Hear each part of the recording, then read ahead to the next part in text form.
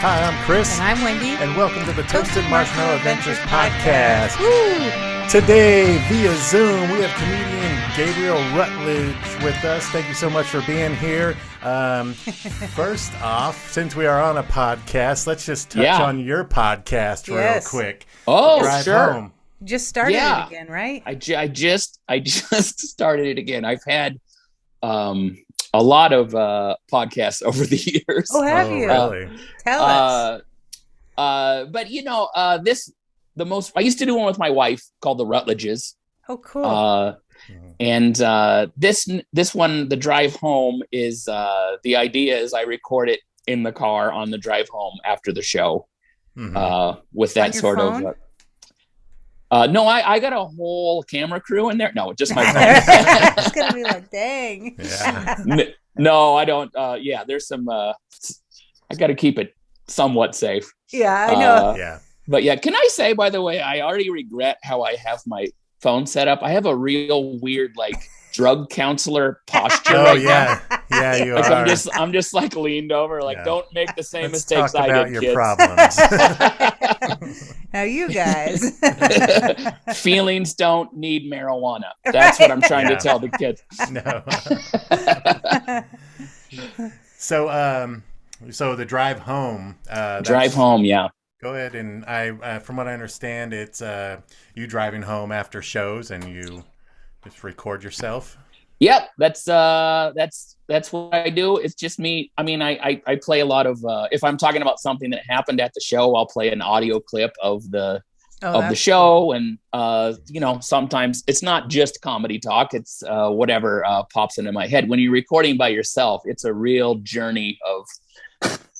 Yeah. It's amazing you know what I mean? What'll come out. Oh yeah. There's times where I'm like, how did we get here? But I say that like someone else led me there. Right. And I'm like, it's just me. It's just me. Up here.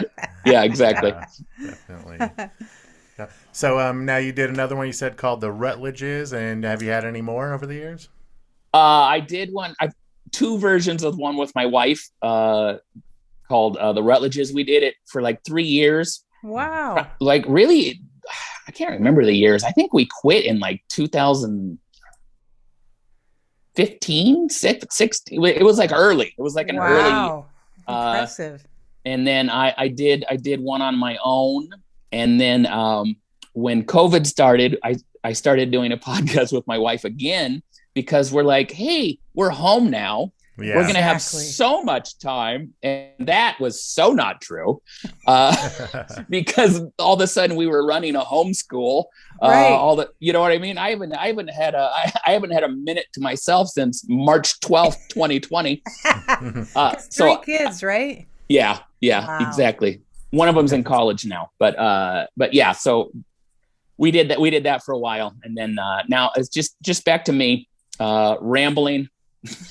Yeah. My way through a car trip. Or what? No. No.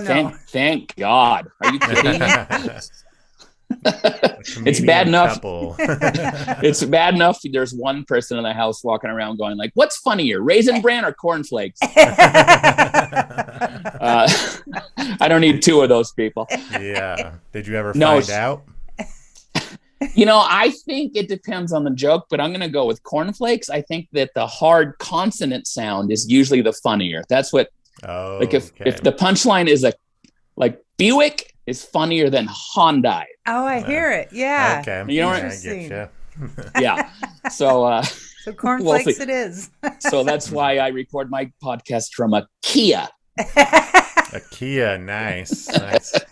Is it a Soul? No. Oh, I wish. What am I, Rockefeller? What are you kidding me?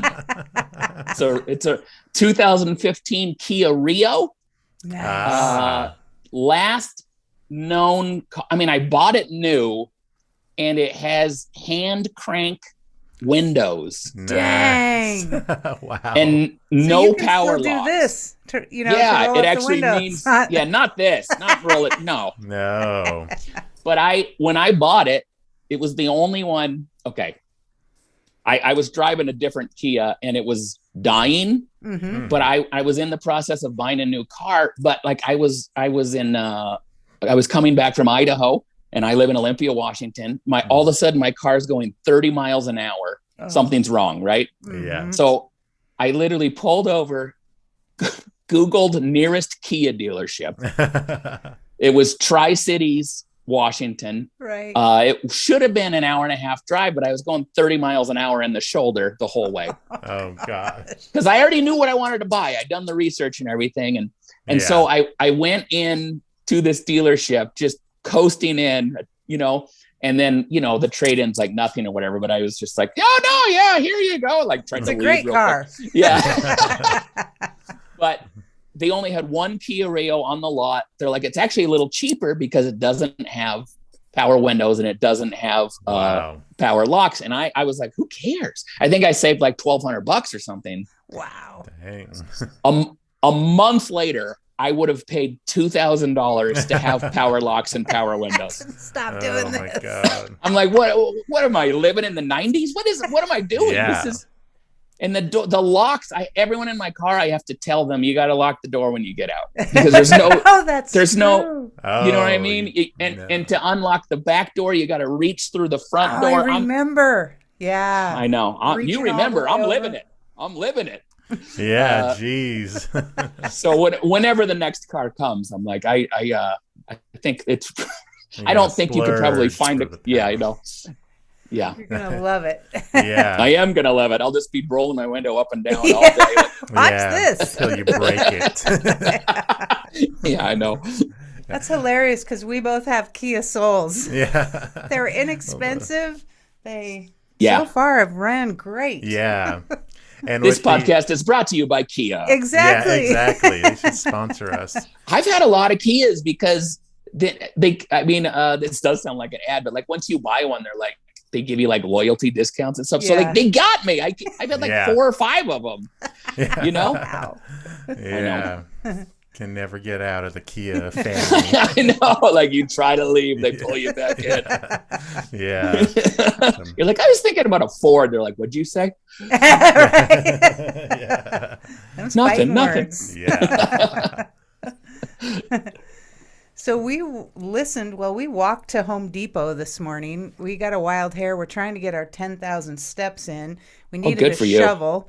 We live about a mile from Home Depot, so we walked there while listening to Jokes versus Boise in earpieces. Oh, yeah, awesome. Good stuff. Oh, thank you. I appreciate that. Yeah. I do. Even before I talk about that, I want to talk about what it looks like to walk back with a shovel. Well, he had a hoe, I had a shovel. Yeah, exactly. Just walking down the street with We did pass people, and they kind of went wide. Yeah. There's probably a few 911 calls that were like, I don't know what I'm reporting, but this looks bad. I don't. Right? Yeah. So that was a fun way to walk. Yeah. Oh, thank you. I appreciate that. That was, I had no intention of ever putting that out as a full thing, which is I think is kind of why I like it, because sometimes when you're recording something where you're like, oh, I hope everything goes well, this is the night, it does have a different energy sometimes. And so that Jokes versus Boise, it's kind of beautifully imperfect. Like there's jokes that get interrupted from drunk people. It wasn't exactly the set I would have chosen to put out, but it's like, I don't know. I thought it felt really live, and I thought it felt like really like a comedy club experience. Definitely. Yeah. And so I'm happy I put that one out. And was that filmed at Liquid? That was filmed at it was filmed at Liquid Laughs in I think 2019. I think. Okay. I think that's when I filmed it. Yeah. Wow. Yeah. Liquid Laughs is no more now. I know, but I do love Lounge at the End of the Universe. I'm glad I have a spot to keep going in Boise, and I've known those people from Liquid. I've known them from before Liquid Laughs. I've known Jen, I've known Brian. Cool. Yeah, I'm happy to. I met Brian when it was the Funny Bone. Oh, okay. Yeah. That long ago, and Boise has always been. When people around the country ask me, like, where do you like to go? And it's like, I think they think I'm going to say New York City anywhere else, something like that. But I bring up Boise a lot. I'm like, I like going to Boise. I like going to Tucson. It's not exactly where you'd expect, but it's because it's good. It's good comedy towns. And I also think there's something, this is a non-political statement, but a blue city in a red state. I think that's a good vibe. I feel like it's like Seattle's a little too blue. Right. Sometimes for comedy audiences, but it's like some places are a little too red for a comedy audience, but that blue city in a red state, Louisville, Boise, Austin, that kind of thing. I enjoy that as a demographic. Is it a much different crowd than if you are in like a blue state or blue? It can be. It's I don't have an act where I guess I sort of give the audience the gift of not knowing how the person next to you feels about politics for the night. I'm not. That is a gift. Yeah, thank you. I think I accidentally kind of did that in the beginning, and as time went on, I'm like, I think this is like, I think it is a gift. I think it is an important night for people to go out and laugh at what we have in common, as opposed to think about what we don't have in common. Yeah, especially now. Absolutely, absolutely. Yeah. Each, I would say the more liberal the audience, the more likely you are to hear this noise. Oh. Sort of like, oh, don't, even if it's self-deprecating, like, don't say that about yourself, right. But I also, it doesn't matter. There's hardly anywhere I go where I have to make a ton of changes to my act, or like, oh, I'm here, so I better not talk about this topic. Right. That's just not, it's not something I have to worry about. And I'm from Olympia, Washington. And so I'm used to the, I was a punk rock kid, and I am, as you get older, I suppose, if you start out really liberal, as you get older, you move to the middle, I suppose is how it works. But I'm used to that, I live in a place that is very liberal. So I am used to that, but I really don't. I think people think my act is always changing, but I think people think I change it more based on where I am more than actually happens. Like, I'm in Tucson right now. I'm going to be in Boise next week. It's going to be pretty much the same thing. There's not going to be, there's always something a little different about every place, but it's not going to be like, oh, I have to drop this 10 minutes because they won't. Yeah. Does your wife travel with you? Occasionally. I try to, the stuff we have 3 kids, so it's hard. She has a job. She's gone with me to Vegas before. I try to get her to come to the fun stuff, as opposed to, you want to go to the Super 8 in Ellensburg, Washington. Nice. Second honeymoon. Sure, you have to stop and pee there. It's the law. But yeah, and my kids, same with my kids, like they don't love to drive a long way, and I can't afford to fly them places. So it's like the stuff that's kind of closer to home isn't necessarily like, it's like you want to go to, like I said, Ellensburg or Yakima or that kind of thing. It's not like, hey, I'm going to Chicago, let's bring the family, because then I wouldn't make any money, Yeah. Speaking of changing your act, now I didn't see if you've already done it or if it's coming out in the future, but Dry Bar comedy special, is that already out? Yes. It's the whole special isn't out. There's a couple of clips that are out on Facebook, a couple clips out on YouTube, one on Instagram. Okay, gotcha. So, and eventually the whole thing will be out, and that's fun because it's just more eyeballs than I can get on my own. Yeah.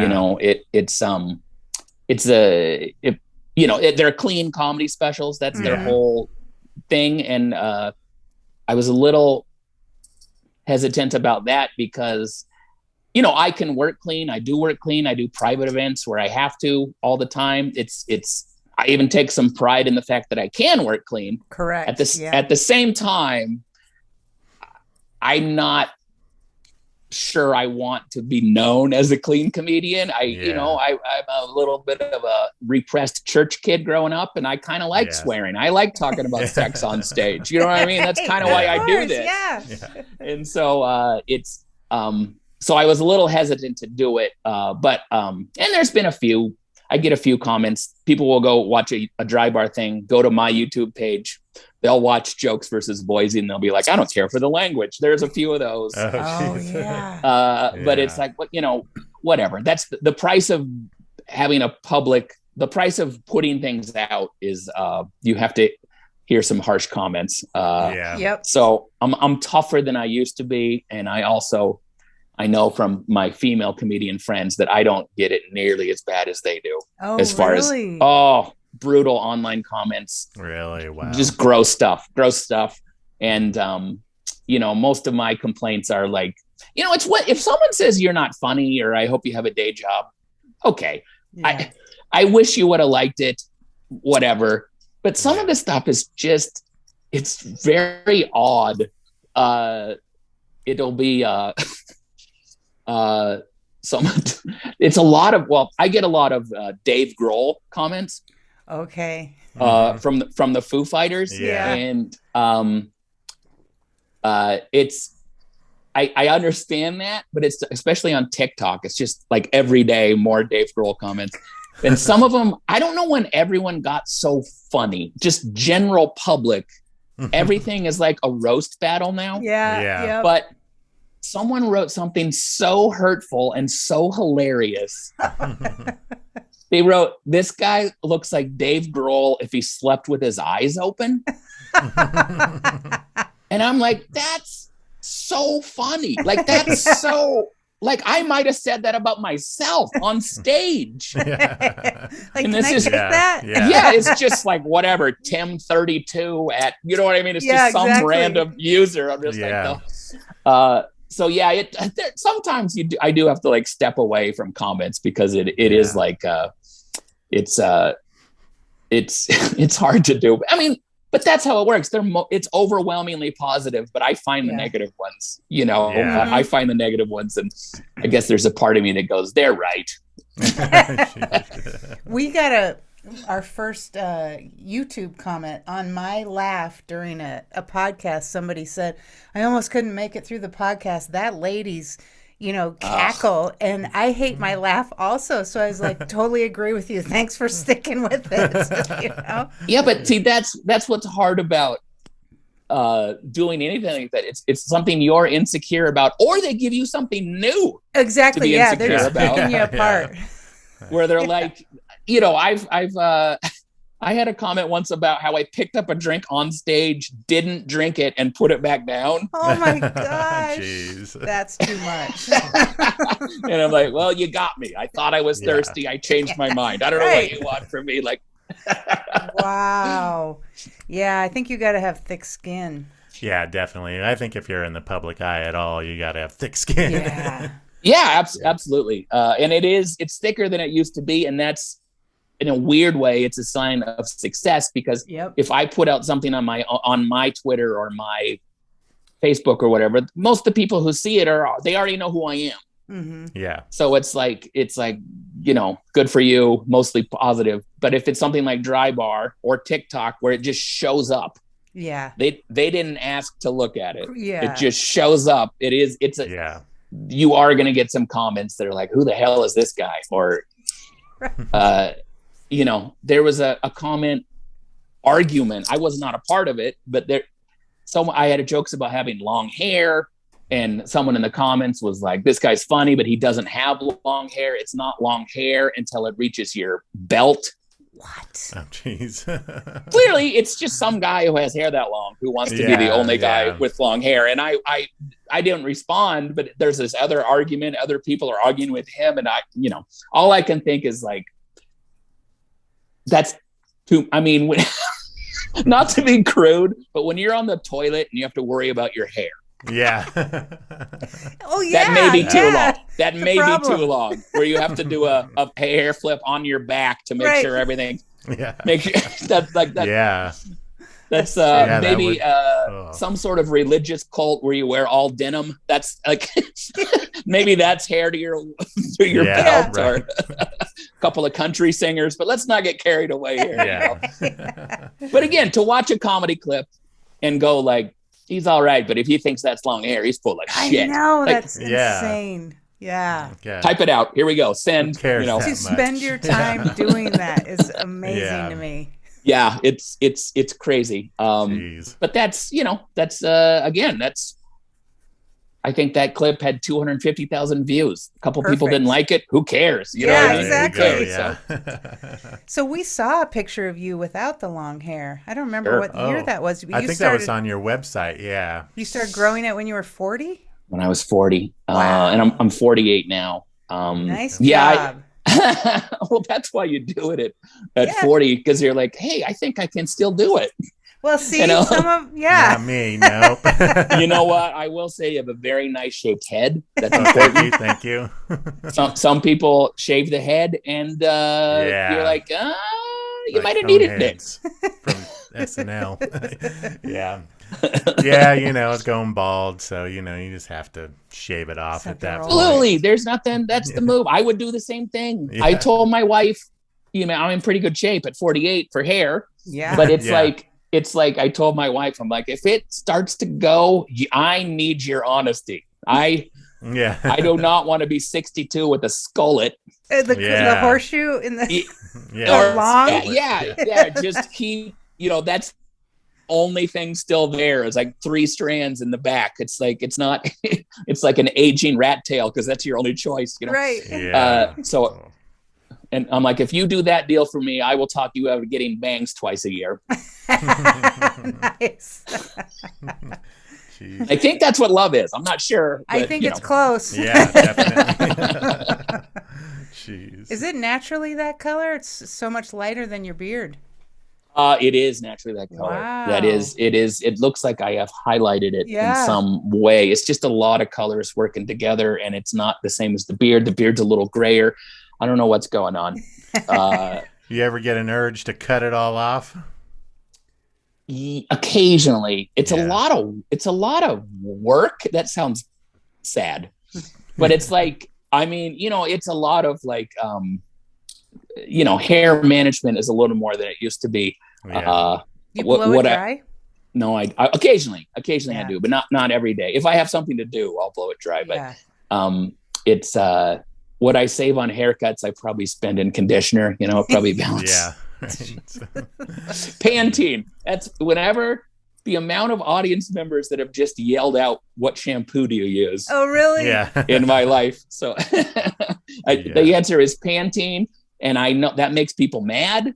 I said that recently to my hair lady, and she was mad at me. Oh, they don't. They get so mad. Yeah, because they want to sell you something they use on horse manes that's $1,000 an ounce or something. Yeah. But before I had long hair, I thought Pantene was the good shit. I still kind of think it is. What? I'm like, I don't use Suave 5-in-1 anymore. Yeah, 5-in-1. Where you can clean your floor as well. Clean the floor, body wash, oil in your car, like hair, conditioner, all those things. You're all set. I mean, Pantene's at least middle shelf, right? I felt like it was. Yeah. I thought so too, but apparently. No. I mean, I guess it's a step above like White Rain or something like that. I have middle shelf shampoo, bottom shelf liquor. That is really my personality. Perfect. Yeah. There you go. White Rain. Yeah. That sounds like a terrible rapper, doesn't it? Yeah. Yeah. Let's talk about the NFT. Oh my goodness! What the heck? Yeah, tell us about because Tell us everything you know about NFTs. I don't fully understand the NFT thing yet. So give us your knowledge. Unfortunately, I'm already done telling you everything I understand about NFTs. That. Well, there's this company I worked with. If you go to my in any of my social media, if you go to my link tree, you can get to this hologram of me performing comedy. Okay. And it's really bizarre. It's like you can do it on your phone, and it's like a 3D image of me that you can zoom up huge, or you can make it tiny. And it's just me performing like a couple minutes of comedy. And then out of that, they made an NFT, non-fungible token. Had a good run. Fungible tokens, but your time is up. Right. So, yeah, and I don't really know what it means other than it's like a digital something that you can own, and then you can sell it. Yep, you can. Once you buy it, you can sell it. I don't really understand it, but if you want to buy a NFT of me performing comedy as a hologram, it's a crazy world, but you can do that. Okay. Amazing. I went to your link tree and I must have missed that altogether. I saw it somewhere. Yeah. It might be a little farther down, but it is a hologram thing, and you don't have to download anything either. It's just on your smartphone. You can just like make me do comedy, like whatever, in your cat bowl, anywhere you want. But it's also this weird, like, in a weird way, I think COVID, like, everything went more online, right? Yeah. I mean, even what we're doing right now, no one was doing that for podcasts. No one was Zooming podcasts. No. But it's, in a weird way, like, everything went more online, but it also, I think it really showed we're not quite as far into the future as we kind of thought we were. As far, like, even, I mean, I shouldn't say this about my own NFT, about my own digital thing, where it's like, you look at it and you go, that's really cool, but that's it. Yeah. It's not necessarily, it's cool. You can watch a hologram of me do comedy, but that in no way replaces any sort of actually watching a person do comedy in a room or recorded, or, so I know everything's going, what are they, metaverse? Is that what it's called? Yeah. Meta. Yeah. People talk about that, and people, when I was a kid, we talked about how crazy video games were going to be in the future, and they kind of are. Like, you can buy Oculus stuff and you can do that stuff, but all of my kids play the same games I played. They're playing Super Mario Brothers. They're playing Mario Kart. They're doing like 8-bit things. Yeah. You know what I mean? So it's like, there's like a... Yeah, don't we think cars would be flying by now? I think we did, yeah. And I think that's the balance between tech people and art, is where it's like, look how cool this is, and then the artist goes like, yeah, but it's not that cool. Right. It's only, the technology is amazing, but I'm not in the technology business. You know what I mean? Yes. I'm not. So I don't think that it works if you work at an office and you can work from your house now. But there's still, if anything, the pandemic showed how much, like, human interaction is still a necessary part of being alive. You know what I mean? It's even, I mean, this is kind of corny, but there was a point in 2020 where I remembered I was at my favorite bar maybe in the world in Chicago. It's called the Ale House. It's like a historic bar right next to Zany's Comedy Club. And I remembered I had recorded audio of the bar the year before. I was just in this bar and I was like, this sounds amazing.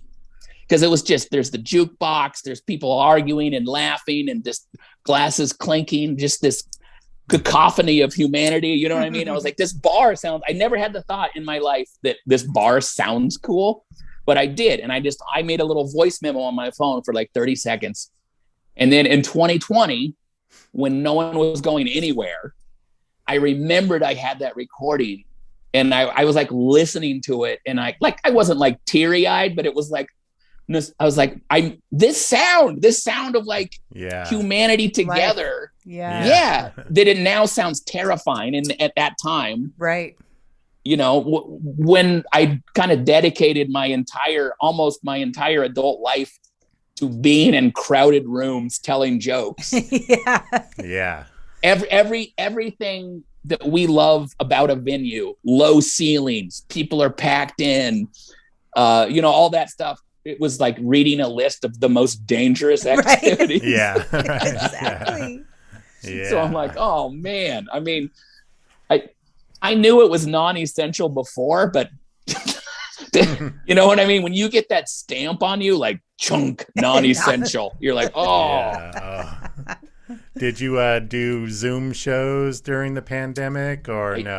I did. I mean, look, by the time 2021 started, if you told me, I want you to do comedy on the back of a moving truck on the freeway, we're going to Zoom it into people's homes, I would have been like, all right, fine. Let's do it. Like, I was just so a combination of having done so many uncomfortable things already and just being a little dead inside. Yeah.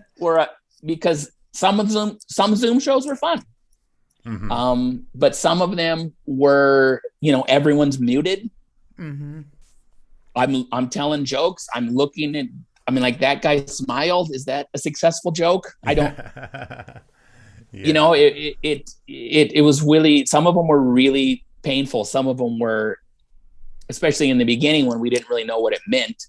And I'd be watching, I can see everyone else's little square and it's like, there's a guy shopping, he's buying eggs while I'm telling him jokes about my kids, there's this couple sitting on a porch and I see them waving. And so I'm waving back and then I realize they're waving at their neighbors. Oh God. You know what I mean? It's like, oh. Jeez. And then you're like, I wish they were unmuted. And then they do that. And then their dog starts barking. And you're just like, this is maybe worse than not doing comedy because I don't. Jeez. So were you basically at home for a year or longer? Well, kind of. I definitely, I thought about canceling, but I never did. It says a lot about the addiction of doing comedy for sure. When the government's like, I'll give you money to stay home. And I'm like, I'm still going. But there were places that were, I live in Washington State. It was very shut down, but I was going to like Oklahoma, Kansas, places that like that they didn't cancel. Mm-hmm. And so I'm like, I guess I'll go, I guess so. And it wasn't fun because even though they were open, it was limited capacity and they weren't even reaching that limited capacity, so it was like, I don't think I did a show for more than 60 people in a room in like 12 or 14 months. Wow.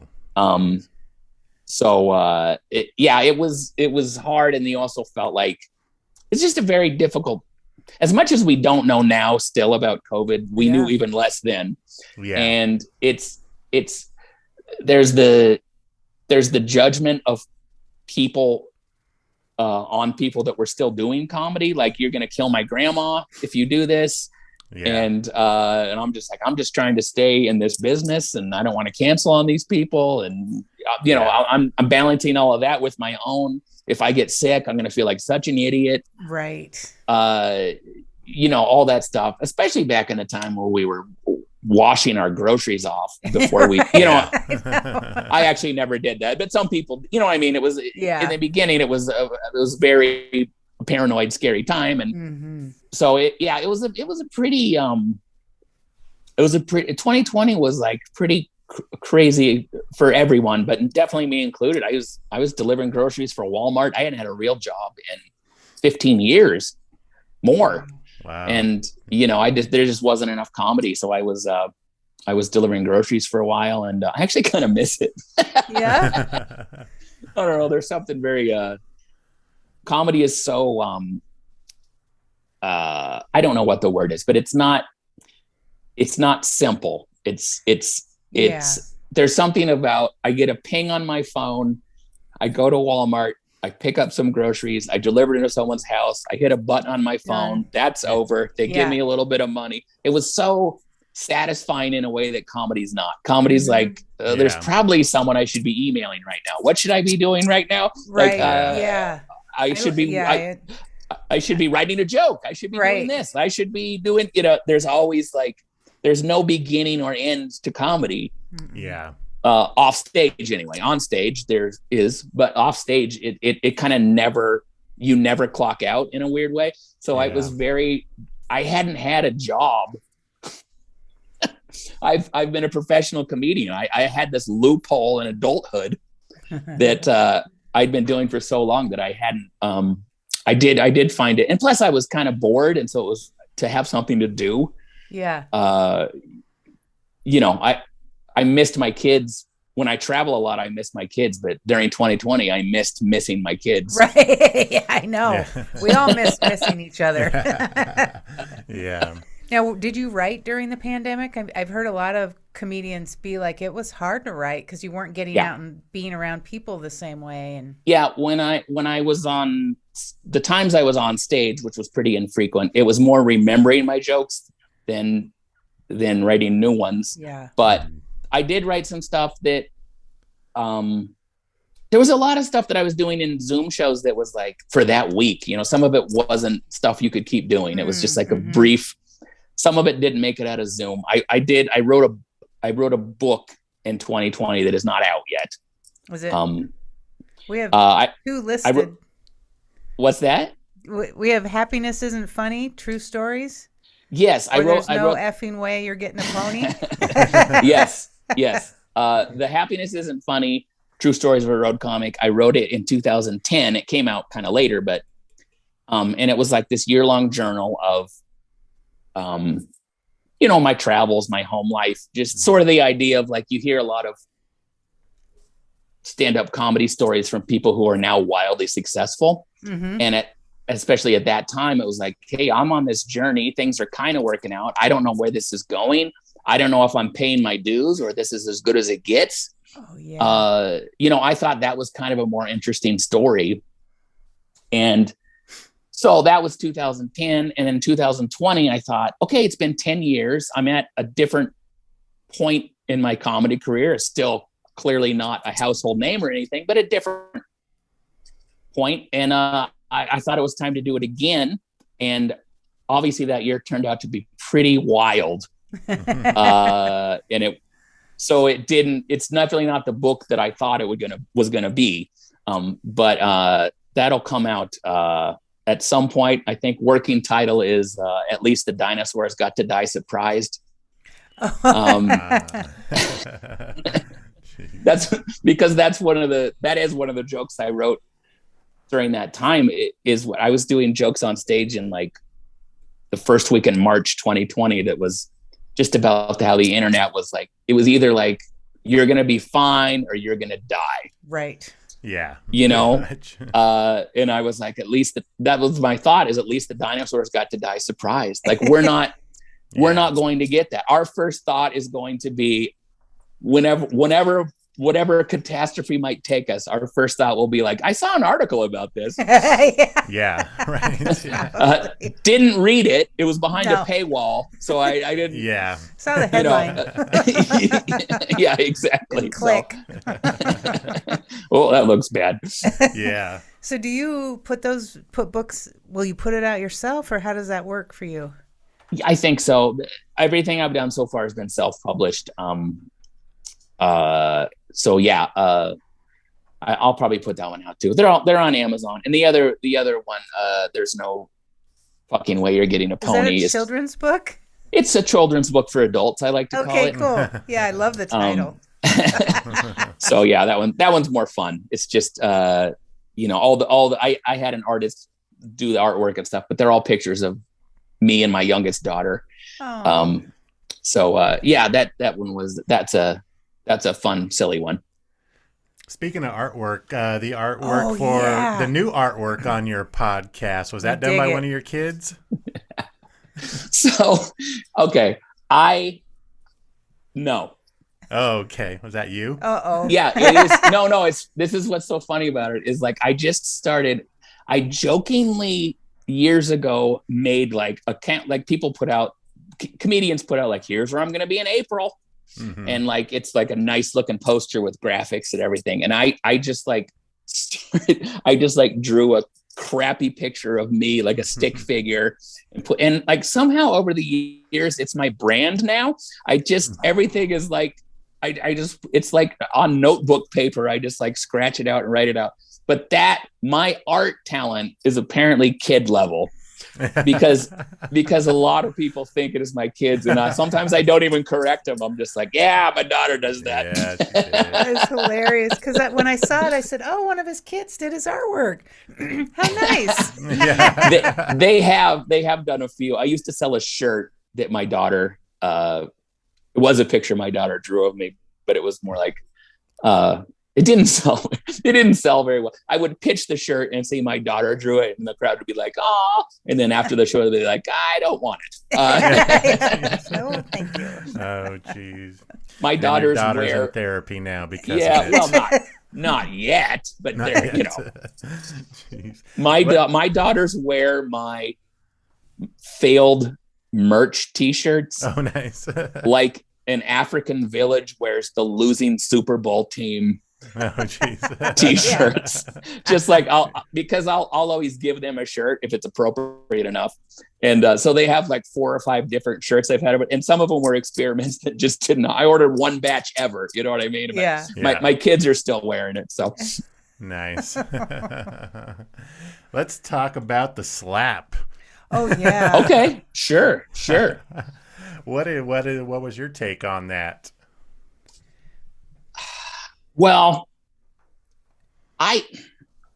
my overall take is like my wife is an elementary school paraeducator, and my overall take is hitting is wrong. Mm-hmm. And it's kind of wild to me how some of this is being spun. Not a lot, but some of it is being spun as it's almost like this honorable thing he did to defend his wife. Yeah. And I think that is preposterous. I think he embarrassed his wife by doing that. Like, she's a wildly successful, incredibly attractive woman who does not need her dipshit husband with an anger problem to like run on stage and like do some sort of, so that part of it bothers me a little bit. I will say it was kind of a weird joke from Chris Rock. It was kind of dumb. It was a 90s movie reference. I don't know if he was I don't know if he was riffing because he had said a couple of jokes that got a really good response, and maybe he just was like, "Oh, I'm going to go for a little crowd work while I'm up here." Yeah. But it's a pretty wild reaction, and I love Chris Rock. Chris Rock is, if not my favorite, one of my most favorite comedians of all time. Yeah. And any sort of slander on him, other than it was kind of a dumb joke, is, I think, wildly off base and wildly just almost like, well, I've heard some people say, probably white people, but I've heard some people say you don't talk about a black woman's hair. One of the reasons I know that is because I watched a documentary Chris Rock made called Good Hair. That is about black women's hair. It's about the economics of it, where it comes from, the weaves and all that stuff. It's like when Chris Rock is being called into question for like his contributions to being African American, I'm like, what the fuck are we doing? How did we get to this place where, look, and some of it's overstated, some of it's like, I'm not more worried about people doing stuff to me on stage because that threat was always there. Mm-hmm. You can find clips on YouTube of things going wrong if you look for them. Right. Yeah. And not with me, but just in general. But it's when we lose, like when people are like, why would you make fun of anyone? You're like, I don't know, because we're human. Because that's part of what humor is. Mm-hmm. Because in a weird way, what was more disturbing to me than the Chris Rock, well, no, that was disturbing because it's literally assault, Yeah. But there was, it's the internet, so you don't know how much is real and how much is just people typing stuff to get you riled up. what sort of Russian bot I was responding to. Who knows? But the Amy Schumer did a bit in the Oscars that was about seat fillers. She was talking about how there's seat fillers at the Oscars. And she's like, oh, here's one right here. And it was Kristen Dunst, who was obviously a famous lady actress who is not a seat filler. Right. And she goes, hey, will you move so I can talk to this guy who was her husband? And it's like, it's a joke, right? Yeah. It's a joke that Kristen Dunst was in on. Why do you think she got up? Why do you think? But there were literally people online who were like, that was so disrespectful to Kristen Dunst. And I'm like, we've lost our minds if we're not looking at what jokes are and what, I mean, the host of the Oscars made jokes about Will and Jada's open marriage in the beginning. That's on the table, but you have a shaved head isn't on the table. And I don't understand that, how, what to me is a very simple, sad thing of like, this guy maybe has some mental problems and he clearly lost his shit. Yeah. And he kind of humiliated Chris Rock in a, you know, I think Chris Rock comes out looking okay, but I mean, he got slapped in front of a billion people who have seen it at this point. And so it's just that thing. But if one of the results of that is it's like people are pretending like they don't understand what a joke is, and I don't believe them. You're full of shit. You're full of shit. If you really, I don't think anyone really thinks Amy Schumer's being mean. I think you're playing a character for yourself or something. It's like, even if you're not on stage, part of being, if you're married to someone, part of what keeps you together is talking shit about the people you know. So of course that is every night. It's also like, oh my God, you see did you hear what so-and-so said today? Are you kidding me? It's just a part. It's a part of human nature. Maybe it's not our best part, but it's like, it's not, comedy is not who we wish we were. Comedy is who we are. Yeah. Yeah. You know what I mean? It's like, hey, let's do jokes on how I wish humanity was. Well, that's not funny. It's true. Yeah. That's not funny. And to be like, I go on Twitter and it's like Chris Rock's ableist comments talking to, you know, she's disabled. And I'm like, I'm sorry. I don't recall ever giving money to the alopecia walk. When was that? I'm sure I'm glad I don't have it. It's fine. It's like, I'm not saying it's easy to have it, but I'm like, we got to calm down a little bit. About things like that. So it's pretty wild. It was fun when it happened on Twitter. I kind of felt like Twitter's back. This is fun. Like it was like everyone, and then like day 2, it's the think pieces. Oh yeah. Do you know what I mean? What this really means and what it means to this. And you're like, it's not fun anymore. It's just, you know what I mean? It's down to how much analyzing of a guy losing his temper and assaulting a man do we need to do? Because everything has backstory. Everything is like, you know, so it's at this point, I just feel kind of saddened by the whole thing, because it's just I think it's kind of an embarrassment to, I'm not in that industry, the Hollywood industry, but it's like, man, talk about an out of touch group of people where and then they give them a standing ovation. I know. Look, you don't know how you're going to react in a situation. And I've definitely in my life not reacted how I wished I would have in situations. But I would like to think I would have the wherewithal to be like, okay, this guy just slapped the shit out of one of the best comedians of all time. Not going to clap for him if he wins this Oscar.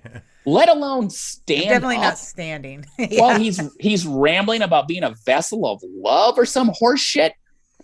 Like, you're out of your mind, So I just, but I think the fact, because it's actors, right? Mm-hmm. And I know some actors, I don't want to be mean, but it's like, I feel like when you're at the Oscars, you're in a play. Oh, okay. And actors know whatever happens in the play, the show must go on. Mm-hmm. So it's like, whatever, someone forgot their lines, a phone rings in the audience, whatever, you just keep going. And it was like, well, something weird just happened, but the show must go on. He won an Oscar. I'm going to stand and clap for him. I'll do my part. Yeah. And I almost feel like that shows how phony it all is, mm-hmm. because that shows if Will Smith had not slapped Chris Rock and they gave him a standing ovation, it would have been just as phony. It would have meant just as little. Oh yeah, I see what you're saying. Yeah. Do you know what I mean? It's just, mm-hmm. it's all bullshit. They're who saw that fucking movie, by the way? I didn't even know it existed. Do you know what I mean? I'm like, I hadn't heard of it. I might want to watch that. Like, yeah, Jane. No, the one the Williams sisters one. I've never heard of it. I'm like, well, that seems interesting. G.I. Jane, I'm sure, is way up in streams. I'm sure. Yeah, right? Yeah, I'm watching it now. I was amazed at how Chris Rock handled himself. I mean, just stayed absolutely. there. Yeah. Absolutely. And when you watch the other feeds that didn't cut out, he gets slapped. He goes, Will Smith just slapped the shit out of me or whatever. I saw that.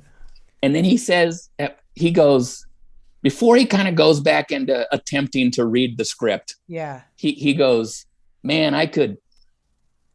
And then he didn't say anything. Oh.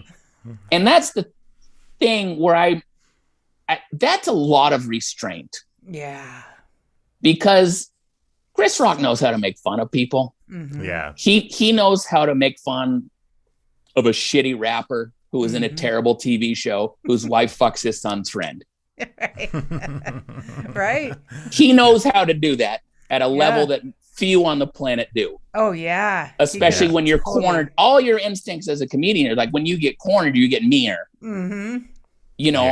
And I think out of respect to the event and the other people and everything else, he just didn't do it. So you think in that moment, everything flashed in about what he could do. when he goes, man, I could, and didn't. And how about that? Poor Questlove won an Oscar.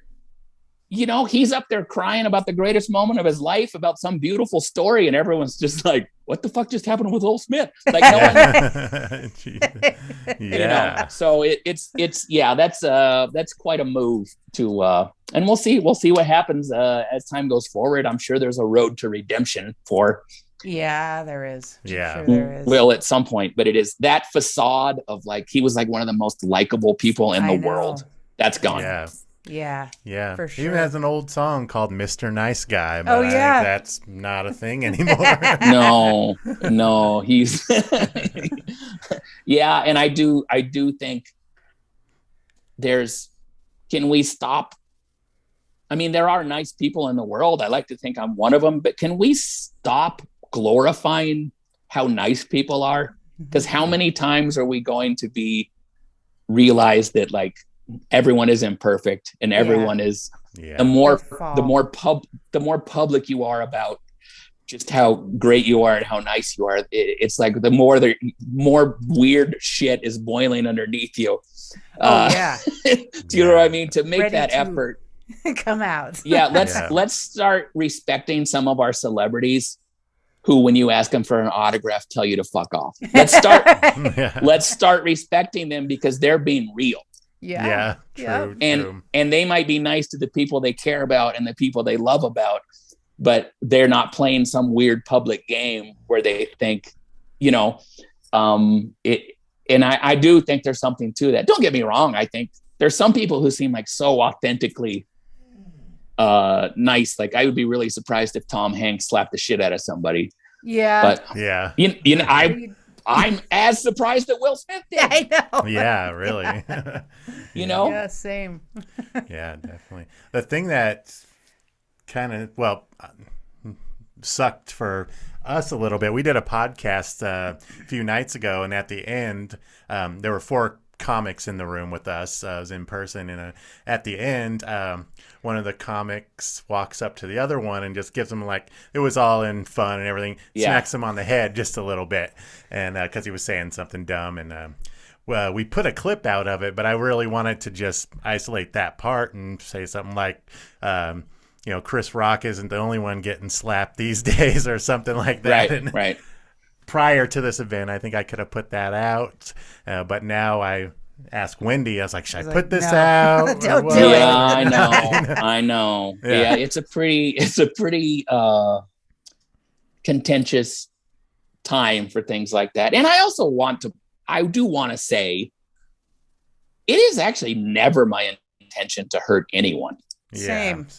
I don't want to hurt anyone's feelings. I've said things on stage I regretted so quickly. I apologized to the person after I said them. Oh, wow. This is from a decade ago, but I still remember it. Some guy was saying something, and I go, "What's that fattest guy in the room?" And then I go, came out. It just came out, man. And then I go, "I'm sorry I said that. That was really shitty. That was really." And not only that, you're not. I'm not going to point out who is.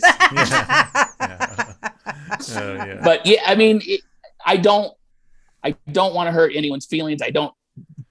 There's probably too much talk about punching down in general. And also, you're not punching down to a very famous, beautiful millionaire. That's punching down. Right.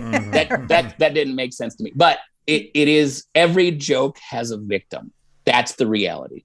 Yeah. Even if it's a joke about myself, if it's a joke about anything, any joke has a victim. And if it's a victim that's not personal to anyone, it's easier to do. But it's like, if it's an embarrassing story about yourself, you're the victim. Right.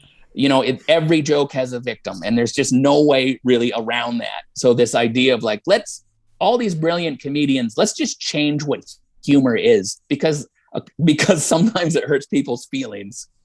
You're like, well, okay, I guess you didn't see Ricky Gervais's thing when he did the Emmys, because it was all me. Oh yeah. Yeah. He can be pretty harsh, but he's always funny usually. Yeah, I thought it was fun. It's fun to poke fun. We're poking fun at vacant celebrities who make a ton of money for doing make believe. Like, yeah, right. Yeah. That's why I can never get too serious about comedy, because I'm like, what the fuck is this life I even have, where I'm traveling around telling stories? Awesome. What do I have to complain about, really? Like, oh, that guy got something I didn't get, or whatever. You know what I mean? Yeah. It's silly. You have to pull back and go like, this is a silly, blessed life. Yeah. And if I have to do that, then the Smiths really have to do that. Yeah. Definitely. But yeah, anyway, you probably shouldn't ask me that question. It really unleashed a lot. I apologize. I love it. Yes. Also, we know so much about that family that we don't need to know. We know. Yeah. Yeah. We know they're in an open marriage. We know all these things because they have told us. Mm-hmm. And so it's weird to be like, we're going to be wildly public about things that frankly aren't your business. Mm-hmm. Yeah. But then wildly sensitive about alopecia. Yeah. True. Yeah, that doesn't make any sense to me. It's all or nothing. You can't sit down at the red table and be like, we have sex with other people. Here's how it makes us feel. And then be like, how dare you even talk to us about any, like, what? That's not how, you can't make all the rules as you go along. Yeah, that's true. I hadn't thought of it that way. Yeah. Interesting. For sure.